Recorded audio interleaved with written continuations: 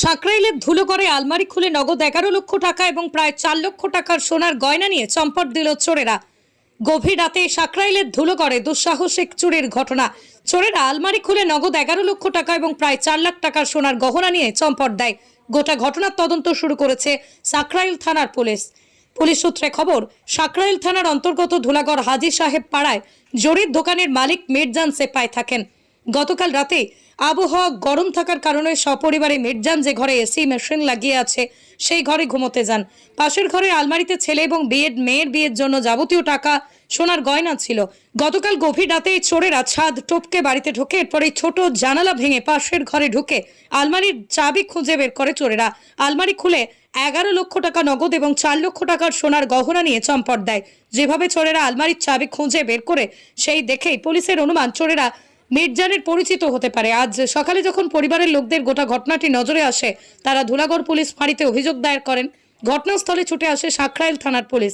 এক পদস্থ পুলিশ অফিসারের নেতৃত্বে গোটা ঘটনার তদন্ত শুরু করেছে পুলিশ। প্রাথমিক তদন্তে পুলিশের অনুমান, বিয়ের জন্য টাকা পয়সা বা গয়নাগাটি ওই বাড়ির আলমারিতে জমা ছিল, তা চোরদের জানা ছিল। যেভাবে সর্বস্ব চুরি যায় তাতে গোটা পরিবার বুঝতে পারছেন না কিভাবে ছেলে এবং মেয়ের বিয়ে দেবেন। তারা অত্যন্ত দুশ্চিন্তার মধ্যে রয়েছেন।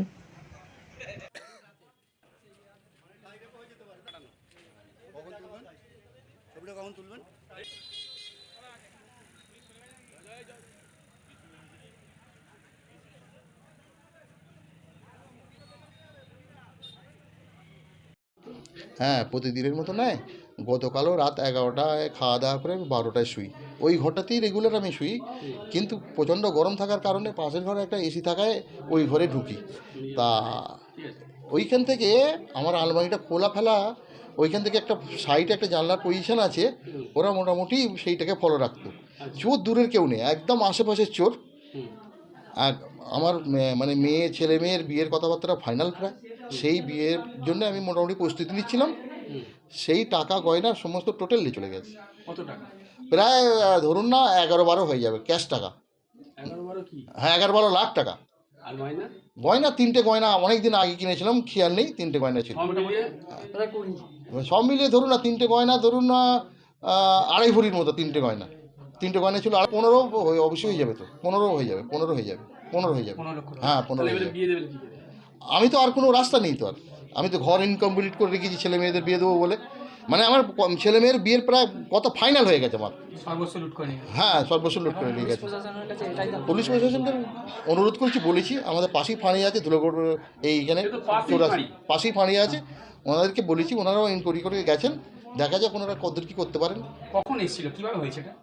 এটা ওপরে 7 থেকে লেবে, মানে ওই ঘরটা খোলা ছিল, আর আলমারি লক করে দেওয়ার পরে আর চাবিটা আমি ওইখানেই মোটামুটি ঢুকে রাখতাম এমনভাবে যে অন্য কেউ না দেখলে আমার নিজের ছেলেও বার করতে পারবে না চাবিটা। ওরা চাবিটা রাখা দেখেছে। আপনার কি চেনার পরিচিত কেউ? পরিচিত বলতে কি, আমার তো ধারণা আমার এলাকার বাইরে কেউ চোর নয়। এলাকার বাইরে যারা করেছে তারা এলাকার বাইরের কেউ নয়, এলাকারই। বাইরে থেকে 2-1জনকে ডেকে আনতে পারে।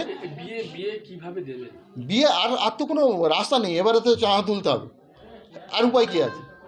এবারে খোলা ছিল, মানে লকার খোলাই ছিল, ওনারা চাবি ওখানেই রেখেছিল। এটা এমন না যে ব্রেকিং হয়েছে, হাউস ব্রেক করে ঢুকেছে বা দরজা ব্রেক করে, সেরকম নজরও পড়লো না। তো যেটুকু দেখলাম যে কোথার থেকে হয়তো আগে থেকে ইনফরমেশন ছিল বা কিছু রেকি করা হয়েছে, কারণ প্রপারলিভাবে পার্টিকুলার জায়গা থেকে জিনিসগুলো মানে নেওয়া হয়েছে, কোনো রকম সার্চ বা কিছু করা হয়নি। কতটা বলেছে অ্যাপ্রক্স 10 লাখ টাকার মতো। দেখা যাচ্ছে, ইনভেস্টিগেশন করা হোক, দেখা যাক পুরোটা। স্যার, আপনার কি সিসিটিভি ফুটেজ শনাক্ত করে? দেখছি এখনও প্রাইমারি ইনভেস্টিগেশন চলছে, ফার্দার ইনভেস্টিগেশন চলবে। সেক অফ ইনভেস্টিগেশনে বেশি কিছু বলা যাবে না।